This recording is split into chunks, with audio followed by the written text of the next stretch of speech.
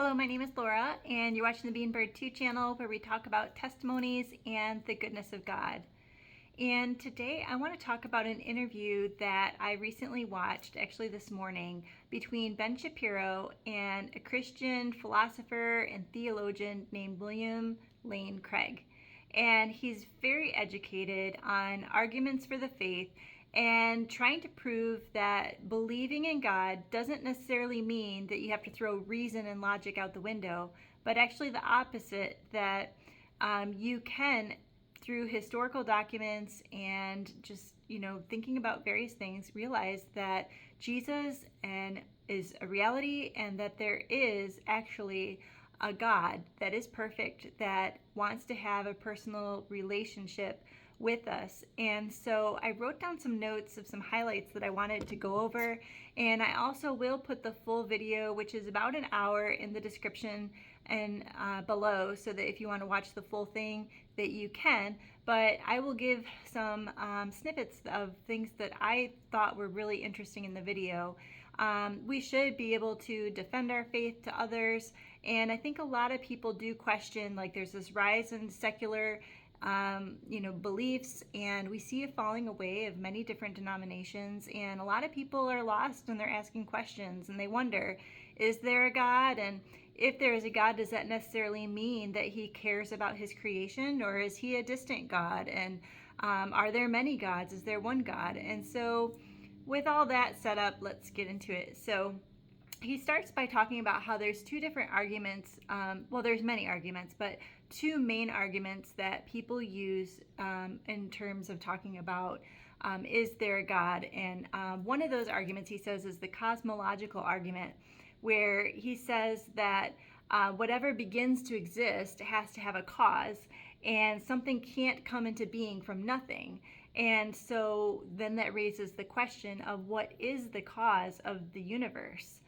And that there has to be a being that would be timeless, that would have no beginning, that would be spaceless, that would be an uncause, because if there is a God that is eternal, by the definition of eternity, there would not be a cause for that being. But the world, everybody seems to agree, scientists and everyone around believes that the world did have a beginning. And the question is how that beginning took place. So he goes on to say that even though you can argue that about like what began, how time began, that actually a more convincing argument is the moral argument, which is, if God does not exist, then objective moral values and duties don't exist. And that in the absence of God, that good and bad would be culturally relative and socially relative, and that there could be no absolute truth without the existence of God. And when you start talking about various things like, there's this movement of people saying, like, your truth, right? Your truth is not necessarily my truth, and what I believe is good for me, but you might believe something different. And this is a really popular way of thinking that is present in colleges. And the big hole in that is that they believe that to impose your moral values onto someone else is objectively wrong. But then by that definition of saying that that's objectively wrong, they are then acknowledging that there must be an absolute truth. And also, in arguing moral arguments of God's existence, is that there will be people who will say various things are maybe good for you but bad for someone else. But there are some things that people tend to agree are just universally bad. Like if you were to have a conversation with somebody along those lines and say, well, would it be okay for me to steal? Let's say they come up with an argument that says, like, well, maybe situationally it could be right to steal if you were starving, or they come up with conditions. And if you continue down that road and say, well, would it be okay for me to steal your car? Or would it be okay if I killed the grocery store clerk? They would say, no, that's not okay.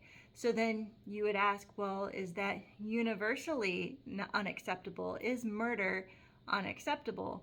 And a lot of times when people really start thinking about it and talking about it, they realize that there is an absolute truth that exists. And the next question is for somebody to ask themselves, do you believe that people have intrinsic moral value, or do you believe that the people that you interact with on a day-to-day basis are just a means to an end?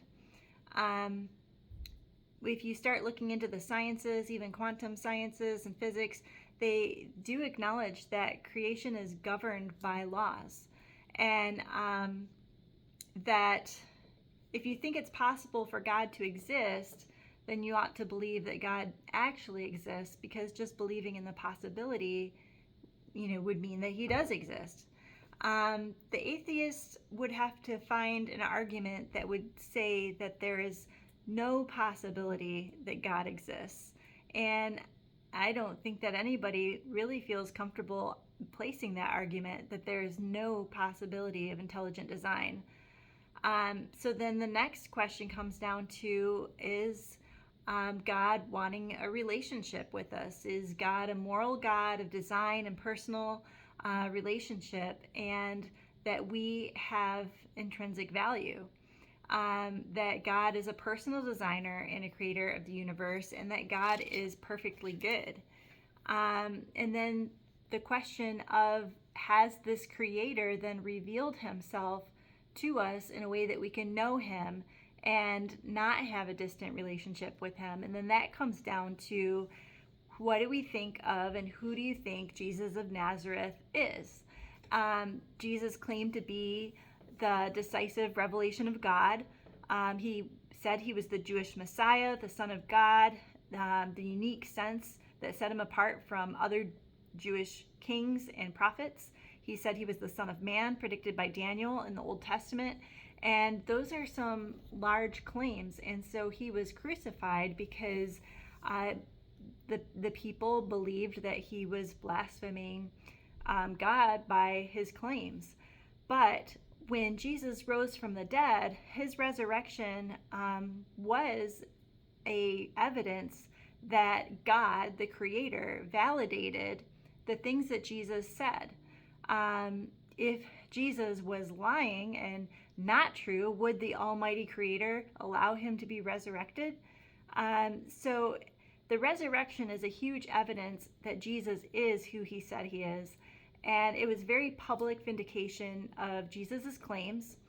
And the chief priests rejected him as a blasphemer. But historical facts, there's 3 historical facts that people agree on, and that Jesus was crucified.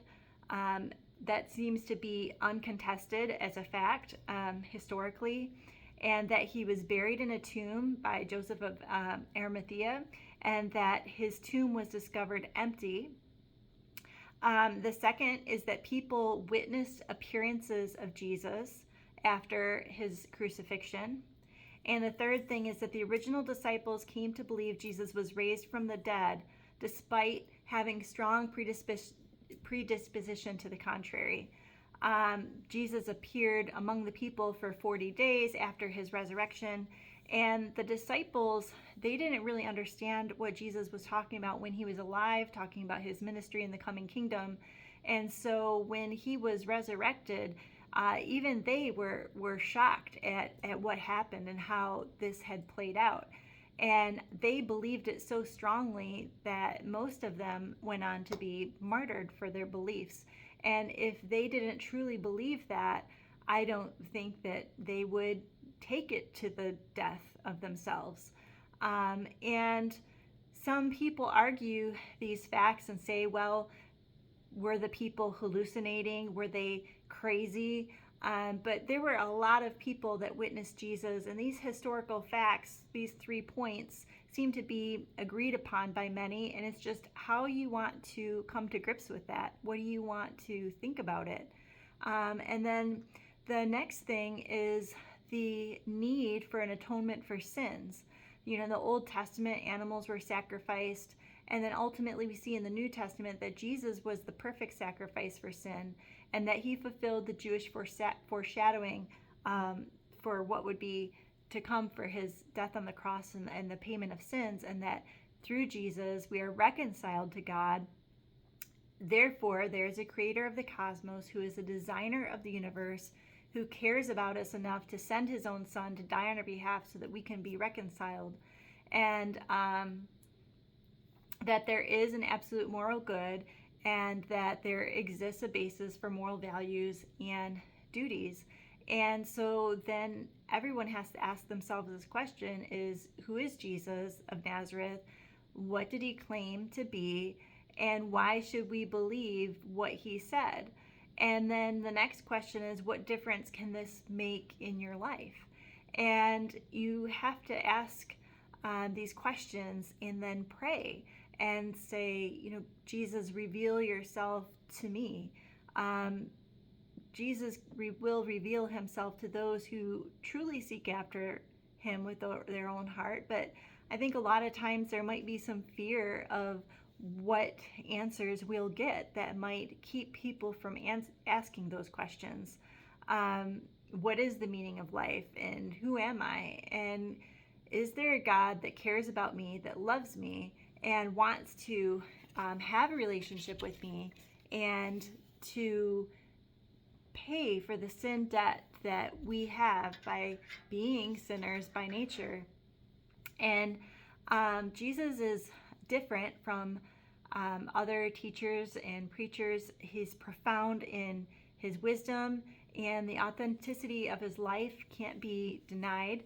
And if that feeling is unreal to you, that could be true, it's just that there is a sin problem that we have, that is like we have this moral sense that we have done wrong, but we know that we are imperfect, and that creates that separation between us and God.